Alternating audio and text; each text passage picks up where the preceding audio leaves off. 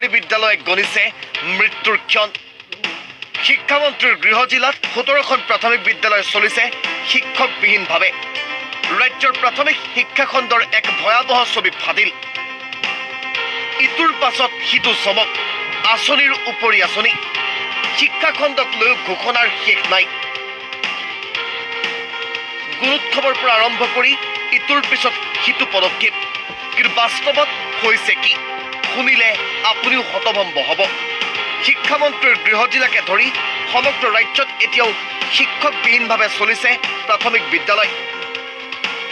ৰাজ্যত 314খন প্ৰাথমিক বিদ্যালয় চলিছে শিক্ষকবিহীনভাৱে। এজনীয়া শিক্ষকৰে চলিছে 3685খন বিদ্যালয়। এটা গৃহতে 6টা শ্ৰেণী পাঠদান অব্যাহত ৰাখিবলগীয়া বিদ্যালয়ৰ সংখ্যা হৈছে 1664খন। এই ভয়াৱহ তথ্য প্ৰকাশ পাইছে ৰাজ্যৰ প্ৰাথমিক শিক্ষক সন্মিলনীৰ এক সমীক্ষাত। 2017-18 চনৰ গুণোৎসৱৰ পিছত ৰাজ্যৰ শিক্ষামন্ত্ৰী মহোদয়ে কৰা ঘোষণাৰ পিছত আৰু অসম চৰকাৰে বাজেটত প্ৰায় 937 কোটি টকা ধাৰ্য কৰাৰ পিছতো কিন্তু তাৰ কোনো উন্নয়নৰ কাম বা উত্তৰণৰ কাম কিন্তু আজিলৈকে নহ'ল। বৰঞ্চ সেই সময়ত ৰাজ্যত থকা এজনীয়া বিদ্যালয় শিক্ষকবিহীন বিদ্যালয়ৰ সংখ্যা এতিয়া ক্ৰমাগতভাৱে বাঢ়ি গৈছে। এক উদ্বেগজনক আৰু ভয়াৱহ তথ্য এয়া। কেৱল ইমানেই নহয়, সহস্ৰাধিক বিদ্যালয়ত নাই শৌচাগাৰ।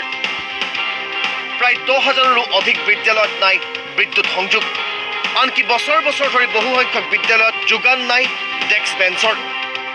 এক কথাত ঢাক ঢোল বজাই থকা চৰকাৰৰ দিনত পয়া লগা হৈছে ৰাজ্যৰ শিক্ষা ব্যৱস্থা। অথচ গুণোৎসৱৰ জৰিয়তে বিদ্যালয়সমূহৰ অভাৱ অভিযোগ আঁতৰাই এক আমূল পৰিৱৰ্তনৰ কথা কৈছিল চৰকাৰে। আনকি বাজেটতো ধাৰ্য কৰা হৈছিল ধন, কিন্তু তাৰ পিছতো একো নহ'ল। বৰঞ্চ অধিক শোচনীয় অৱস্থাৰ ফালেহে গতি কৰিলে শিক্ষা ব্যৱস্থাই। এনে অৱস্থাত পুনৰ অনুষ্ঠিত কৰিবলৈ লোৱা গুণোৎসৱো যে চমকহে হ'ব, সেয়া নিশ্চয় এই তথ্যৰ পাছত হৈ পৰিছে স্পষ্ট।